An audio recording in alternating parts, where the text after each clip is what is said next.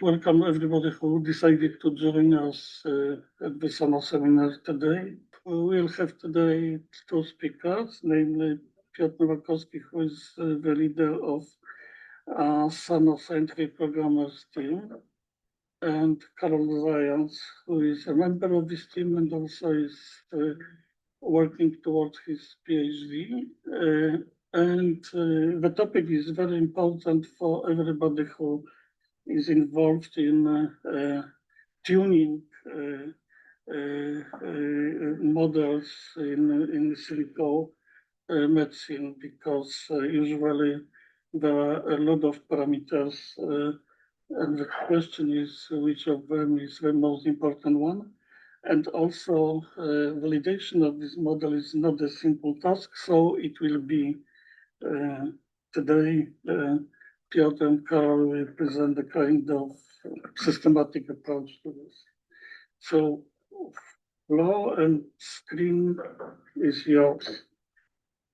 Okay, so good afternoon, everybody. My name is Piotr Nowakowski, as Marian also already indicated. I'm head of the scientific programming team. And today it will be my pleasure to tell you a little bit about our experiences with a formalized approach to verification, validation, and uncertainty quantification of computational models in the context of the GEMINI project, of which Sano is a partner. So I will begin by providing a general introduction to the project, the goals of the project as a whole, the systems that are being developed in there, as well as our role as Sano. And then we will proceed with a more in-depth description of certain use cases that are, we believe, representative to this work. And this will be presented by my colleague Karol, who will take over a little bit later on. So first of all, just quickly, there we go. So first of all, GEMINI. This is a large collaborative undertaking carried out by a number of European institutions, including obviously ourselves, as well as our partners, Cyfronet, which is also a Sano teaming partner and the main provider of our computational resources. And the context is the development, validation, and eventually practical application of digital twins for stroke, specifically two kinds of stroke, ischemic and hemorrhagic stroke. The components, I should say, the building blocks of those models have mostly already been prepared in advance of the project. The goal of GEMINI is to string them together into computational pipelines that would enable informed decision-making in the context of diagnosis and outcome prediction of interventional procedures. Like I said, primarily within the context of hemorrhagic stroke. This is usually the consequence of brain aneurysm developing and rupturing, as well as ischemic stroke, which is usually due to arterial occlusion in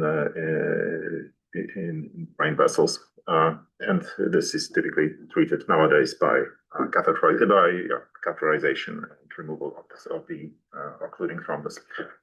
So the models that are developed in GEMINI marry the various kinds of input data and are a combination of both 0D and 3D models with CFD elements. I will show you some examples later.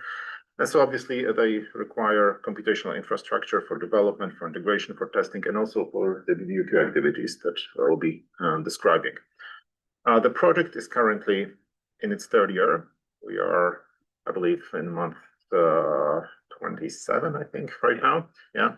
So we already have the organizational and computing framework in place. We have the inputs and outputs defined. Certain aspects of the VVUQ process that I will be presenting are already there, been agreed upon.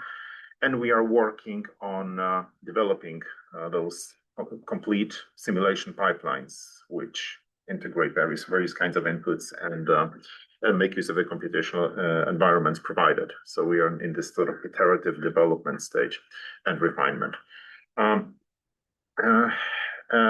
Eventually, 2 years from now, the idea is to have a clinical trial involving the models that are being developed in GEMINI. And for that, obviously, we need a formalized way of evidencing that the models are safe, that the outcomes and predictions are accurate, and all the issues related with practical applications of this software have been resolved. We have some commercial partners who are assisting us with that.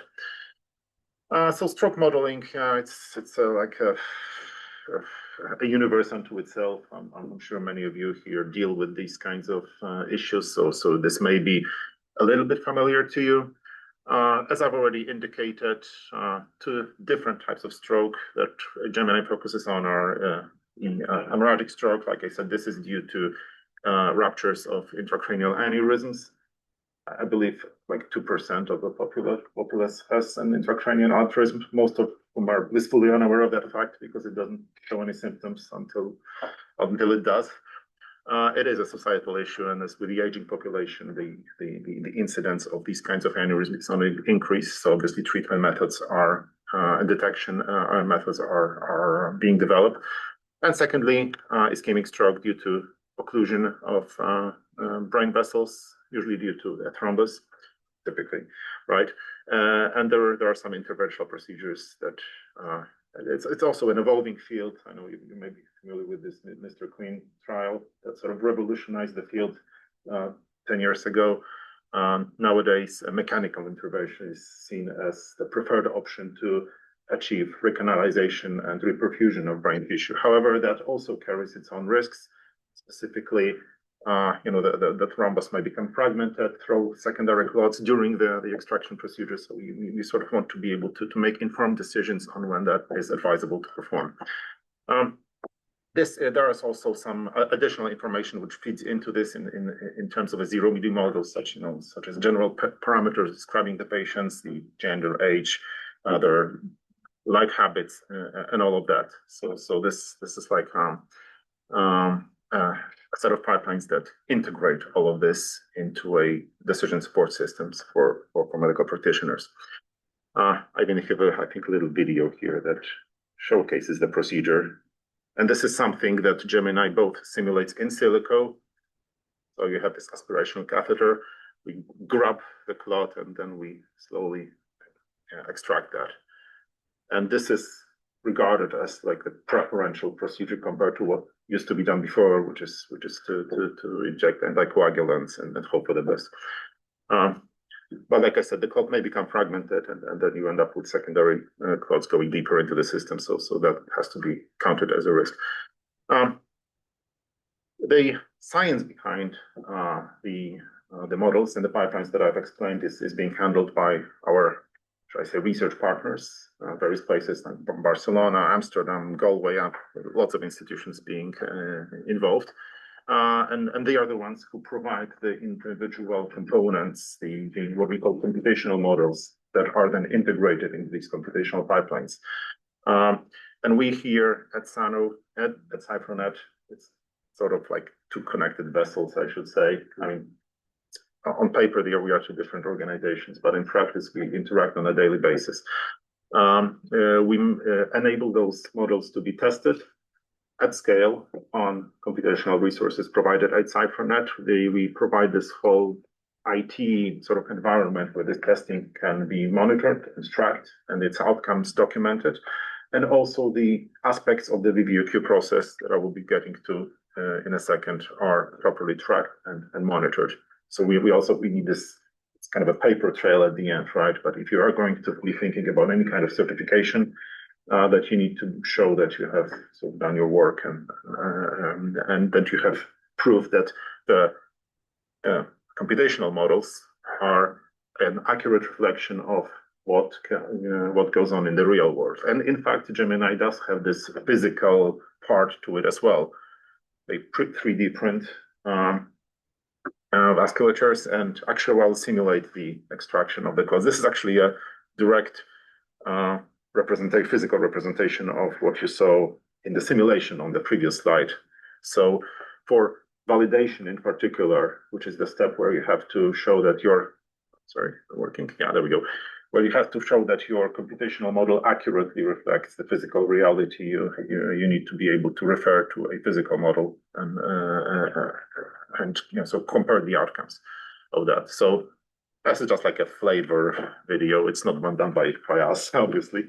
from one of the other partners in the projects, but this is the procedure as it occurs in practice, or as close to practical catheterization of an arterial clot as you can achieve, right? So moving on. So what is VVUQ? Well, basically, it's verification, validation, and uncertainty quantification. This has become kind of a buzzword of late. You may have already encountered this term in some other contexts. This is a process, a formal process by which you ensure that, first of all, in the context of computational models, which is our primary concern, first of all, that the model is correct, that it correctly does what we expect it to do. Yeah, so the software that we write is free of errors, and the outputs are in line with what it is expected to output. Then validation, which primarily focuses on the correspondence between the simulated world and the real world. You want to be able to show that the simulation accurately reflects whatever physical process you are trying to model. And finally, uncertainty quantification, which is kind of like sensitivity analysis. I'm going to have a slide devoted to that later on, but not quite. That is the part which tells you under what circumstances the model can be applied and what is the effect of the uncertainty, variability, stochasticity of the input parameters upon the outcomes. This provides you with an envelope of applicability to the model, because there is a specific set of circumstances where a given model can be applied, and we need to be able to accurately describe that. So this is what VVUQ. And in terms, obviously, for computational models, this all feeds into improving the quality and enabling more accurate, more credible clinical decisions. In GEMINI, we have decided early on to apply what is now known as the VNV40 standard. It seems to be changing its name every year, but currently it's called VNV40.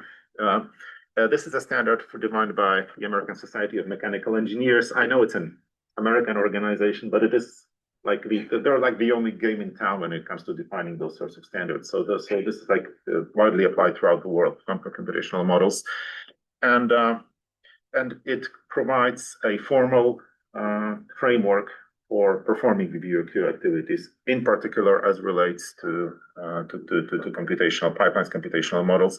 So we are following this route, this prescription, and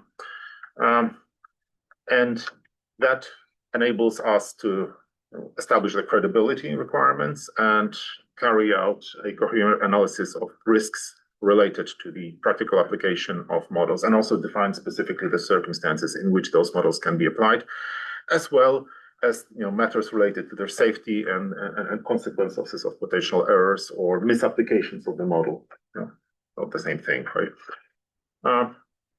In practical terms, there is this shows you a very general procedure that VNV40 expects you to follow. So you begin by defining what is known as a question of interest, and this is basically what problem are we trying to solve? What question we are trying to find an answer to? It sounds simple, but it isn't really. It's defining a correctly phrased question of interest it gets tricky, right? It's not a straightforward process. There's also some iteration involved. So you first need to be clear with yourself what question you are trying to answer. Then you have the context of use, which deals with all the environment in which the answers to the questions you're seeking are to be found. And so what context, what parameters feed into this process, and what is the environment in which the system, the model you're trying to develop, is going to operate. And then that enables you ultimately to run an informed risk analysis. I won't get into the details. There is a formalized process for that as well, but generally you end up with identifying relevant risks. You have this whole risk value matrix where you assess the likelihood of each risk event, the impact, right, of that risk event, and then you come up with the material and relevant risks which need to be dealt with. And then in this context, you perform an assessment of the model's adequacy, and then arrive at the decision whether the model is first of all, appropriate given the QI and COU that you have defined, and whether it is accurate and whether it is credible enough to be of practical use, as you can see here. In systematic terms, this is something that I've already addressed. So I found that those two aspects in particular, of verification and validation, are often confused. People tend to use those words interchangeably. This is not strictly speaking correct. So just to be on the same page, verification means that the model itself is internally correct, that it doesn't contain mistakes, errors in and of itself, right? Validation is about asking whether the model actually reflects the physical reality, which is like a whole separate thing. And finally, uncertainty quantification is about the input parameters and how they affect the outcomes of the model. In this case, I think it is important to focus a little bit on the distinction between UQ and SA, because these are, again, two similar processes which tend to be confused, and they shouldn't be. So whereas in the case of sensitivity analysis with a model, with a multiple parameter model, you are interested in discovering which input parameters have the greatest influence effect on the outputs. And you usually end up with like a ranking of parameters with regard to their effect on the outcome. In uncertainty quantification, you are more interested about how the uncertainties in each input parameter propagate through the model, and what the probability distributions of outputs are, as well as confidence intervals, depending on the uncertainty and various kinds of errors that may afflict the inputs. And so obviously this feeds into the ultimate applicability and credibility of the model. You need to be sure that the model is tolerant of small variations, that you don't end up with some kind of like nonlinear behavior depending on small fluctuations in inputs. And this is what UQ deals with. Obviously, and both techniques are complementary, but that's, I think, that's self-evident. Some sample questions of interest for the VBUQ. So we want to deal with questions like, for strokes in particular, what is the origins? What is the preferred method of treatment? What device should be used? What are the attendant risks related to those interventional procedures? And also, what is the expected progress and expected outcomes going forward? So these are, specifically in the context of GEMINI, we have 7 model pipelines. Those are the pipelines I mentioned earlier, and for each of those we have QoI and OIs defined, as well as COU. In practical terms, GEMINI deals with a whole range of those building blocks that you've been shown in the previous slides. It's a very diverse set of models. We need a formalized way of tracking each of them, development of each of them, and also figuring out how they assemble into those pipelines that I've discussed before. So perhaps it's not a very interesting aspect, but since this is like represents a lot of the work that we do in GEMINI on a daily basis, I think maybe I can say a few words. So all of the software that is developed is properly tracked. We have this whole repository set up on GitHub with persons assigned, with procedures in place that are also defined within the context of the project for uploading and sharing and collaboratively developing the code. And we have this software development team, which is like a microcosm of actual software developers. Not everybody in GEMINI is a software developer, but for the technical personnel, there is like this subgroup of individuals who regularly meet to discuss technical issues related to model development and integration. And for VBUQ activities, we have, for each of the pipelines that I've explained, we have logs, we have like the tracking systems, persons assigned for proceeding with a subsequent step of this flowchart that I've shown you before. So this is something that Sano takes care of. Well, for its part, CipherNet, our primary HPC provider is delivering the computational muscles. Many of those activities, and this is something that Karol will be showing you in a minute, require a lot of computational power. These are like parameter study kind of applications where you run a model on large sets of input data, particularly for UQ. And so we need solid computational resources for that, and we procure them from CypherNet. We train our developers on their use. We assist them with problems, and we monitor the process to make sure that the computational resources are efficiently being utilized and that there is a sufficient amount of computational resources on hand given the requirements of our model development teams, which is that's our primary concern here at Sano and at CypherNet. And obviously we also provide some tools that automate the process. But this, I think, is the point where I will hand it over to Karol, and he will show you practical usage examples of what this entails, like I said, in practice in the context of development. So over to you. Maybe we can switch seats. Okay, so hello everyone. I'm Karol, and I am scientific programmer at Sano. And I would like to focus more on the technical part, but I will, as Piotr said, present based on the example pipeline and example models from GEMINI. So maybe let's start with introducing our use case. So this is the example pipeline predicting the treatment efficiency for a patient with intracranial aneurysm using flow diverter or coil deployment. And as an inputs, we have a patient-specific 3D segmentation of aneurysm from medical images. We also can have some input boundary conditions, input data like spring coefficient for flow diverter or bending stiffness for coiling treatment. And the simulation process involves the deployment of either the flow diverter or the coil. So we have these two treatment options here.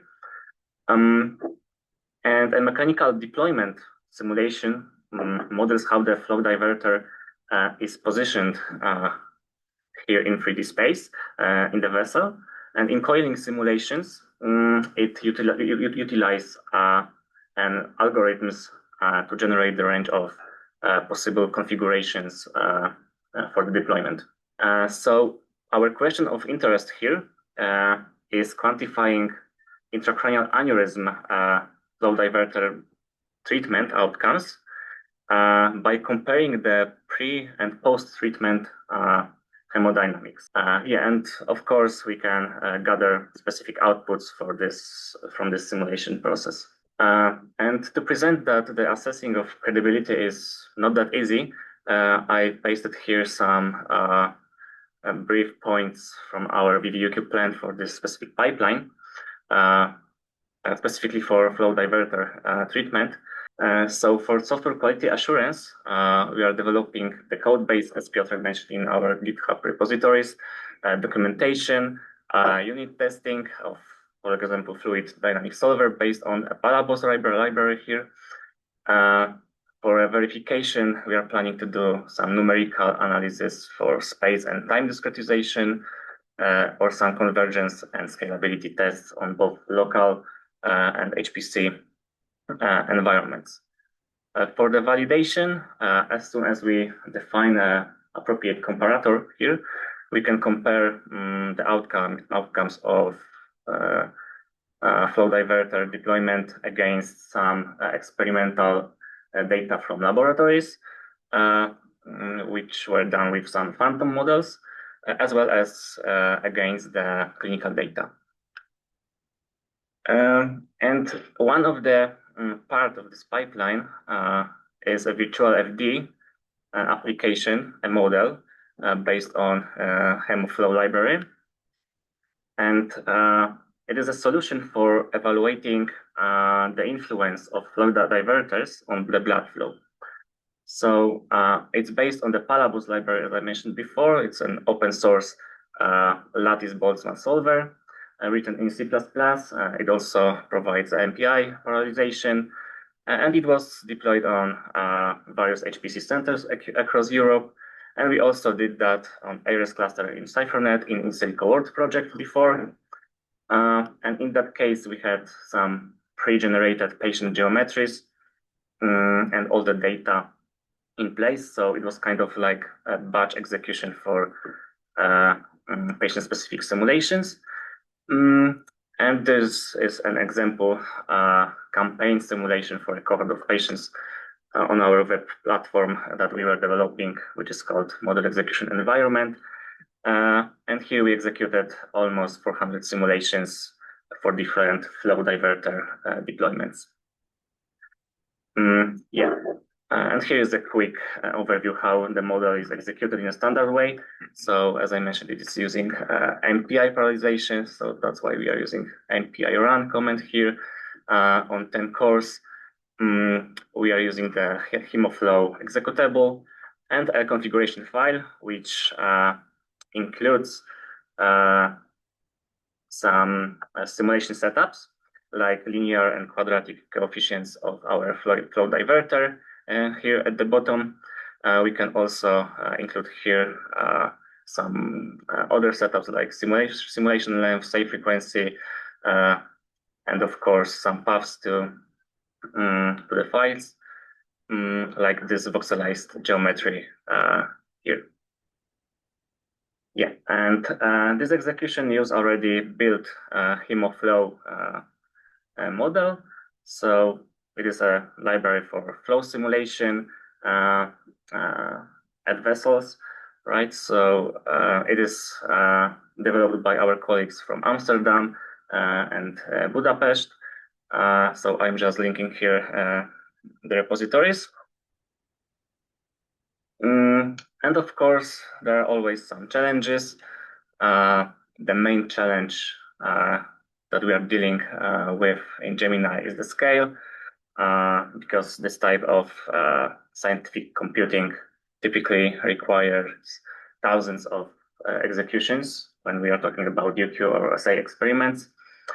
So we need here efficient resource management, some scalable tools that can efficiently handle this parallel execution and data processing. In validation, we often lack of experimental data, so we need to tackle this. In UQ and sensitivity analysis, we can make some computationally expensive parts.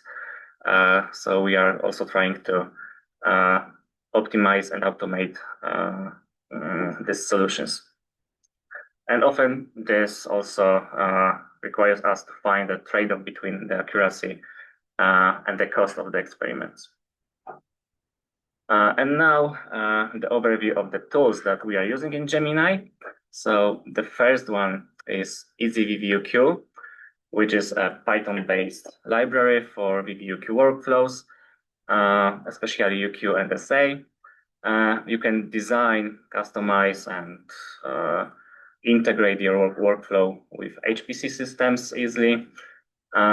It also provides high-level abstractions for setting some encoders and decoders to manipulate your input and output data. You can use predefined sampling methods, so everything is in place. Yeah, there's also the publication, which is very interesting, and it also comes with some tutorial applications of this toolkit.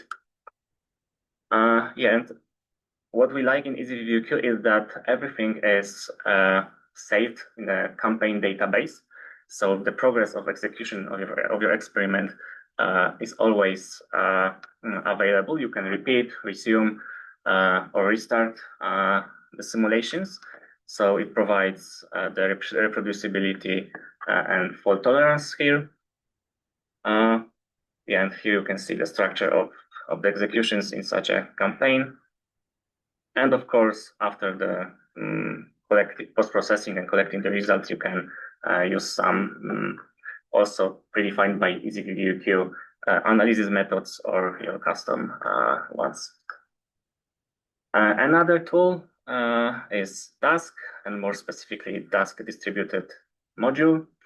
that help running your campaign simulations. It is also a Python library. It allows for parallel computing and breaking down your simulation tasks or scheduling them across available resources, for example, HPC clusters. And the integration with schedulers like Slurm that we are using in CipherNet is also provided here, as well as some monitoring features. And here's the example graphic of how you can see what's happening during your campaign execution. So firstly, on HPC, you can see your jobs in the queue and read your logs, errors as normal. And at the top, you can see the task scheduler job, which was submitted to PLGrid services partition, which is a dedicated partition from which you can submit another jobs to other partitions, because on standard partition, it's not allowed just to not abuse the queuing system and not to submit by mistake some huge number of jobs. Yes, and this scheduler efficiency here, which is marked as red, is because the scheduler is not requiring many resources, since it just deals with the communication with the workers and the management of the parallel execution. And also after tunneling a specific port to your local computer, it gives you access to a dashboard which shows the progress of the experiment in a pretty nice way. You can also track the resource utilization by those specific workers, and it also gives some profiling tools and many more. So now let's move to the options that we have in Gemini to run such campaigns of sensitivity analysis and uncertainty quantification, especially on the HemoFlow model. So as I mentioned before, we were already running the HemoFlow in model execution environment. It was a workflow that was executed for each uploaded patient to the MEE. But this solution lacks the possibility of running multiple cases for a single patient. So we had to do some workarounds in model execution environment. But it's still very useful in a lot of scenarios. Another one is RI job. It's a job submission mechanism provided by Slurm queuing system. So in this approach, instead of submitting every simulation one by one, we can bundle them and submit at once to the queuing system, which makes it simple and comfortable for you as well as for the queuing system, because it reduces the scheduler load. And how it works. So if you pre-processed your data and have the samples prepared, you can make each RI task to handle a single sample or replication of your campaign execution, of your simulation execution. And once again, the disadvantage of this solution in turn is that you have to handle all the logs and errors on yourself. So if you want to resubmit your experiment, you have to find the samples that went wrong and try to resubmit them. So because of those limitations of model execution environment, RI jobs, we came up with the combination of EasyView and the task on our HPC environment. So basically, this is a general diagram of the workflow that we are using for HemoFlow model. So for instance, here as a model, we are providing our workflow with the build executable of HemoFlow. We are setting up our parameters, the variability of parameters, sampling methods. We are generating the input template, which is used to create inputs for specific runs, as well as a decoder for the outputs to get the quantity of the interest. And EasyViewQ gives you this simple chain of actions inside, which includes, of course, the model run that is the most important here. But the execution itself is happening on the HPC, and it is done by Dask workers. Here we also have two options. We can either use the Dask MPI approach or Dask job queue that is submitting jobs to the queuing system, as I presented before.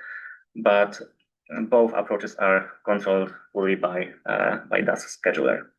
So it is a fully automated way to execute the SA or UQ campaign. So in general, and to sum up those tools, this is approach that we are using. So on the first step, we are defining the experiment type, right? So whether it's the VVUQ experiment or just the experiment test.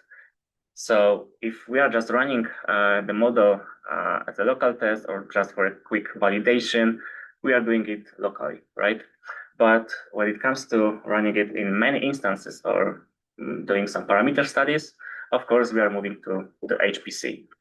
And now, depending on how many simulations we want to execute and what resource requirements are, we have to decide on on a specific tools from this toolkit. So if we want to run simulation in tens of hundreds of repetitions, and those jobs are independent, then Slurm array jobs are, I think, the easiest and the best solutions, the best solution here. But if we need the dynamic resource allocation, and we are talking about thousands of even millions of executions, then we suggest using Dask and EasyViewQ. And at the end, if you prefer to have this workflow management and reproducibility versioning, you can move this workflow to model execution environment or just stay with standalone execution on your HPC cluster. Yes, so here are some most important points. I would like you to remember from this session.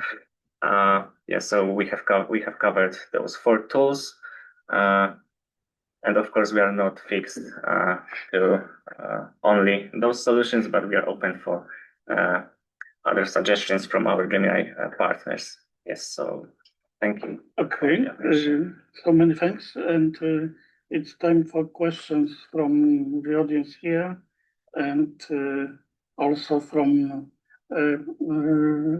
participants attending seminar online. Well, in the meantime, I think that this approach is usable not only for in silicometry, yes, it is some general approach to modeling. Yep. So yeah, everything we do here is generic, and its applicability goes beyond obviously the specific use cases that we are dealing with GEMINI. The standard, the VNV40 standard is obviously universal, as are the tools that Karol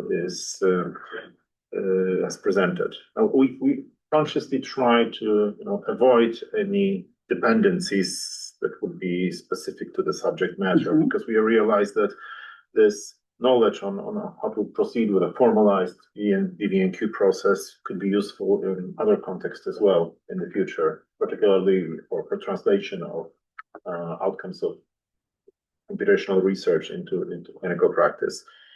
So we treat this involvement, obviously it has value for GEMINI in itself, but we also, in the process, we also gain knowledge here at Sano and at CyberNet on how to apply this formal approach to other disciplines and other areas. I see we have PS raising his hand. Well, I think that it can be used, of course, for for any other, let's say, digital twin in healthcare, not only for stroke. So it is. So I think that working on this software environment for this, it would be good to separate specific digital twin from what could be used in the future, because then it will be a kind of universal machine. So I think it needs to be clear that we here in Gemini, we don't actually develop the models themselves. That is the responsibility of our collaborating partners from some of the places that we've mentioned. But we here at Sano we provide organizational framework, and we provide the computational resources in collaboration with Cybernet to enable these simulations to be run at scale. Maybe we can go to yes, we can go to question from Wiesław. Wiesław, please go on. A question is about AVMs. In Gemini, you have a possibility to handle aneurysm, but what about AVMs, which are more demanding than the aneurysm? For example, an experienced neurosurgeon can operate on several aneurysms a day, but only usually is doing one AVMs a day. And this really needs more planning and understanding. So any plans to include AVMs? I don't think there is any development going on that front, specifically in Gemini. It's not it's not really the part of the scope of the project. Yeah, I'm not familiar with the preferred way of treatment of AVMs, but perhaps we can sort of bounce the question to you and say, well, what is the current medical practice, and to what extent does computational simulation and modeling can assist in that process? Yeah, in AVMs, usually you have a single artery. And in AVM, arteriovenous malformations, you have multiple arteries. Some might be transiting, some might be sort of final. So perforators, there are also venous systems. So you need really to know in which order to close and which artery to close to eliminate the rupture of the aneurysm, and at the end of the day, you are closing the venous system. So it's really a challenge for a neurosurgeon. So if he or she would have a support, it would be very, very, I think, useful. Okay, another question is, you mentioned about clinical trials. Who is going to fund them? We have a commercial partner within Gemini who will sort of take that going forward. It's a long undertaking. It's a six-year project.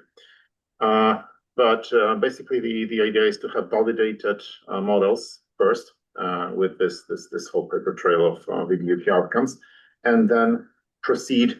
And this discussion has not yet started, because this is something that's scheduled for the fourth and subsequent years of the Gemini project, on what is the certification pathway to pursue in order to facilitate those trials in practice. And we are thinking of maybe applying for a CE mark, possibly also a Q submission with the FDA as an option. And as regards specific places, where the trials will be taking place, these would be at our clinical partners. And we are collaborating with the Amsterdam Medical Center, also some other hospitals that are part of the Gemini consortium. So this would be the preferred menu. And lastly, I have a pointer.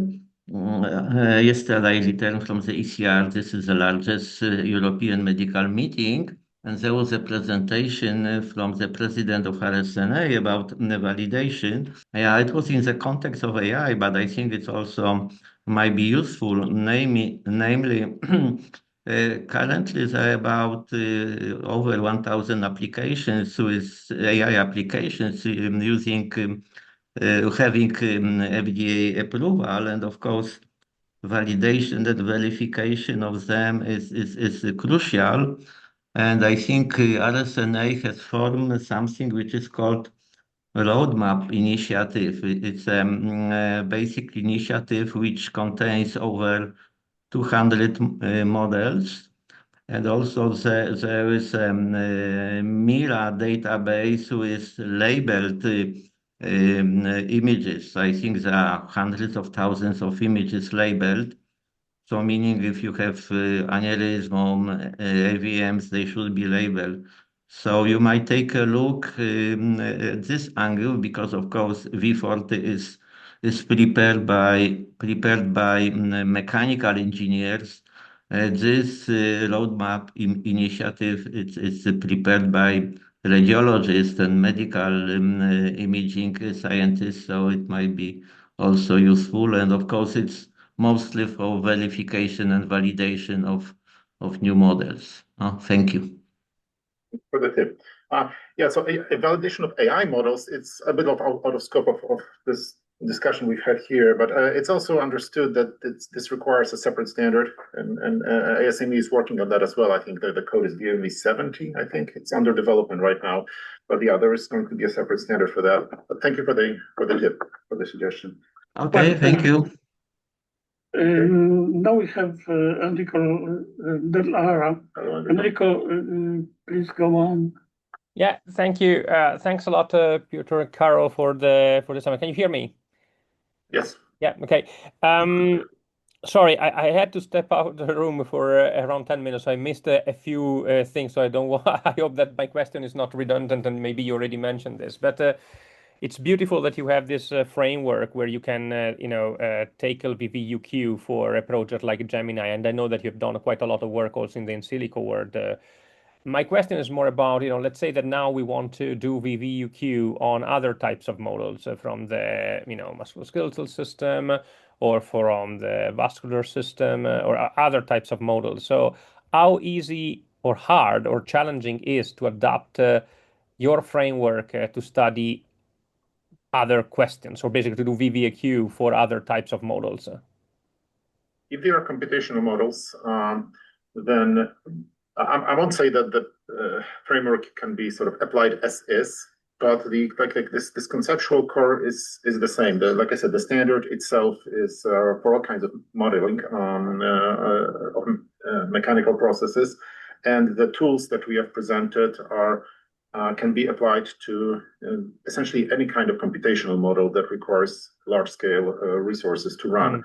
So there is nothing that would preclude applying this framework and also this organizational framework, not just the infrastructure, to other types of models. And one other point that I perhaps would want to raise here is that, yeah, we are also, as Sano, involved in the development of this emerging VHT platform for digital twins. And there are plans to integrate the work that we have been doing with GEMINI with that platform as well, at which point it will be easier to collaboratively pursue these kinds of tasks and processes.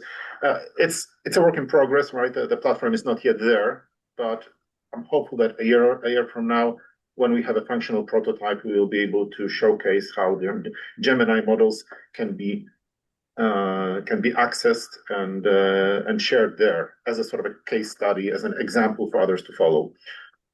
Right. And maybe if I'm allowed, just a follow-up question, because you have also all the part on the validation, which is extremely interesting and very, very challenging in terms of whenever you do want to give credibility to the models. So then is the plan or is it your platform already able to host the experimental data from which you can do the validation, and at the same time perhaps doing even some sort of uncertainty quantification on the experimental side, not only on the modeling side, because we know that even experiments have quite a bit of uncertainty that may propagate into the validation framework whenever we try to validate the models. Especially for higher order validation measurements. I'm thinking about image-based measurements and this type of things. Yeah, so obviously validation requires this whole physical model, like a phantom model, to compare your calculations against something, or maybe the outcomes of actual clinical procedures. So we while we obviously don't cannot control that on the computational front, we can absorb the outcomes of this process in terms of data, and run a comparison with the outcomes of the computational process that is meant to model that. I'm not sure whether that answers your question exactly, but there are tools and to facilitate that, and compute things like error metrics and all that for the purposes of validation. So on the IT front, we are prepared for that, but the actual phantom models and the clinical processes that generate the input data, the ground truth, as you could call it, in this context, is the responsibility of our clinical partners and research teams. Yeah, no, absolutely. So my question, and this is clear, and this is already great that you can host it. So I was more referring to sometimes we say, okay, well, for one model we compare one number, one scalar number that comes from an experiment, but sometimes we need to use a sort of statistical approach even to compare between model outputs and experimental outputs, because you have uncertainties on both sides. So I was wondering whether your platform to doing the validation allows also not only just to calculate relatively simple metrics to compare one-to-one, but even having some sort of statistical framework behind it to say, look, if you give me a distribution of experimental data, and I have the distribution of the model output, can I then compare them in a statistical manner? Or if this is something that is available out of the box in Gemini, maybe Karol, do we have anything like that? I think we have not involved the experimental data yet in this framework to compare the you have experimental data, but that said, no, there is this SDT team in Gemini that is, if there is like an additional piece of code to be developed to facilitate comparison, or like more involved comparison of experimental data with model data, or is maybe some external library that needs to be pulled in and integrated, then we are certainly capable of doing that. We have a lot of experience in integrating external tools, components, and even developing custom things like scripts and our own tools to facilitate or to perform specific tasks that need to be handled in this context. So the process is there, the procedure is there, the resources are there, and the people are there. And in that sense, yeah, we can perform it if need be. But I think that this is like a very case-by-case thing that you're talking about, right? Because it really depends on the nature of the data and the nature of the process that you are modeling.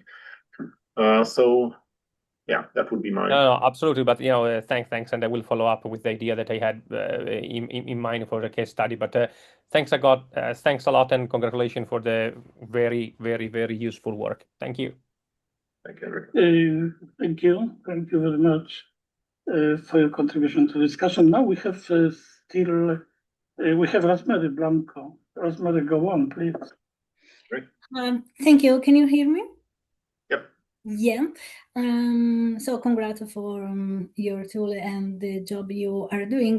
You already almost answered my question, but for my curiosity, given that I'm working with stroke, but from another point of view, early detection in pre-hospital settings using EEG, so empirical data.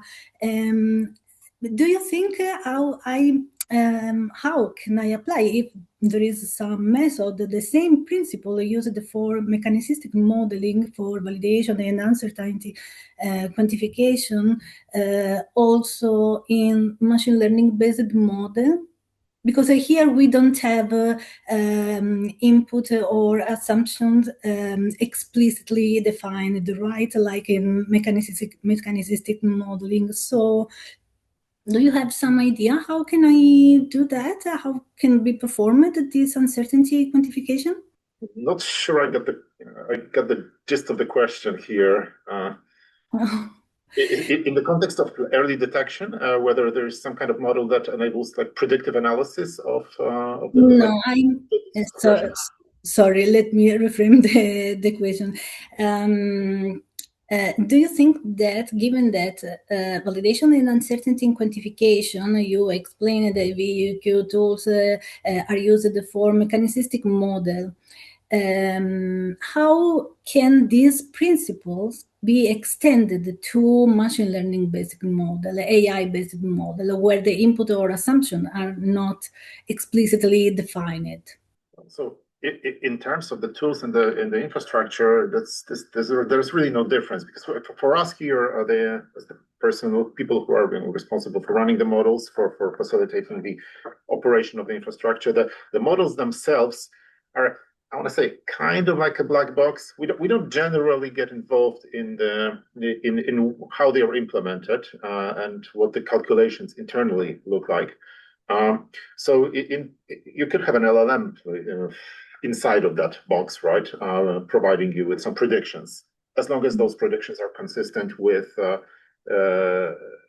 reality. That's the purpose of validation. But there is a separate standard for that. This is not really part of BNB40, but in terms of how the models themselves are implemented, how the calculations are performed, there isn't really, I would say, a qualitative change between like these deterministic models that we have here in Gemini and more like an AI approach.